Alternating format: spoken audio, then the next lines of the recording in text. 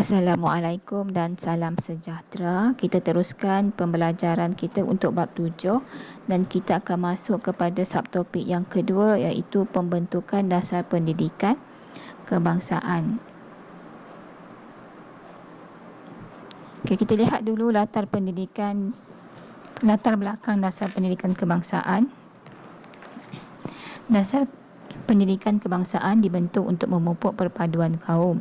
Dasar ini dilaksanakan melalui Penyata Jawatankuasa Pelajaran 1956 atau dikenali sebagai Penyata Razak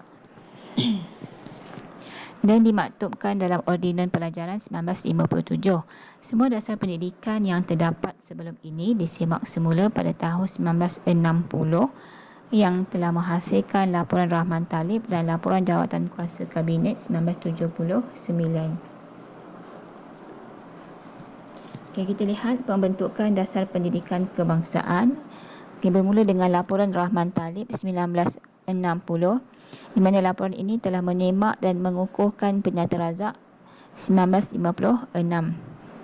menjadikan bahasa Melayu sebagai bahasa pengantar di semua peringkat, melaksanakan kurikulum yang sama serta berorientasikan negara, menekankan subjek sejarah bagi memupuk taat setia kepada negara dan mewajibkan subjek tata rakyat bagi membentuk sikap toleransi, kerjasama dan persefahaman antara kaum.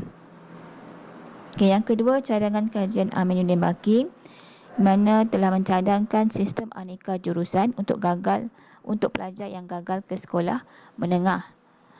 Kemudian kursus berkemahiran bagi melahirkan tenaga kerja mahir daripada pelbagai kaum, di mana matlamatnya adalah untuk memenuhi permintaan pasaran kerja.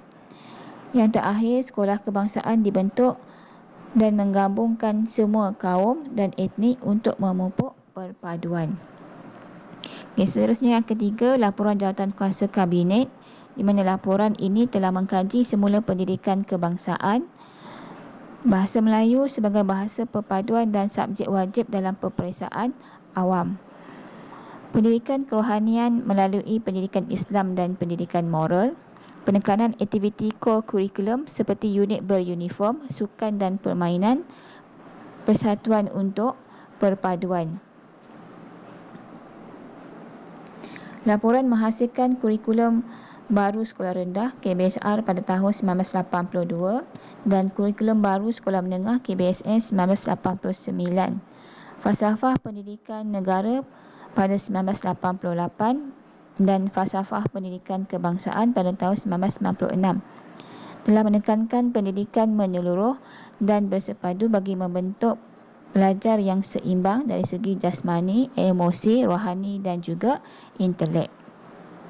Dan yang keempat, atau pendidikan 1996, di mana bahasa Melayu dijadikan sebagai bahasa pengantar utama dan wajib diajar di sekolah dan institusi pendidikan.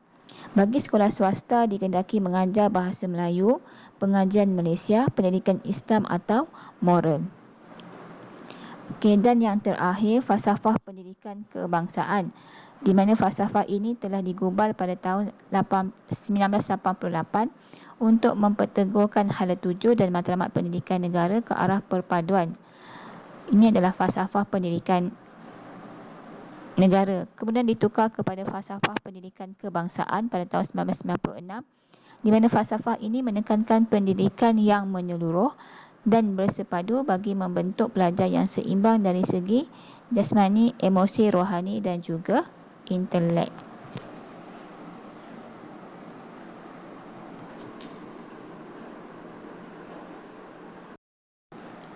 Okey, seterusnya. Okey, sebagai kesimpulan untuk subtopik yang kedua ini, pelaksanaan sistem pendidikan di negara kita berdasarkan dasar pendidikan kebangsaan, Laporan Rahman Talib, Laporan Jawatankuasa Kabinet, Falsafah Pendidikan Kebangsaan dan juga Akta Pendidikan 1996. Dasar ini digubal untuk mencapai matlamat masyarakat yang bersatu padu. Pelaksanaan ini juga bertujuan meneruskan dan memperkukuh dasar pendidikan kebangsaan. Dan kita sebagai rakyat Malaysia, kita perlu menghargai, menyokong serta memberikan komitmen terhadap kepentingan pendidikan bagi mengukuhkan perpaduan dan integrasi nasional. Okey, ini slide yang terakhir. Okey, ini adalah soalan latihan bagi soalan struktur dan kita akan bincangkan jawapan pada kelas semuka yang akan datang. Okey, itu sahaja daripada saya. Sekian, terima kasih.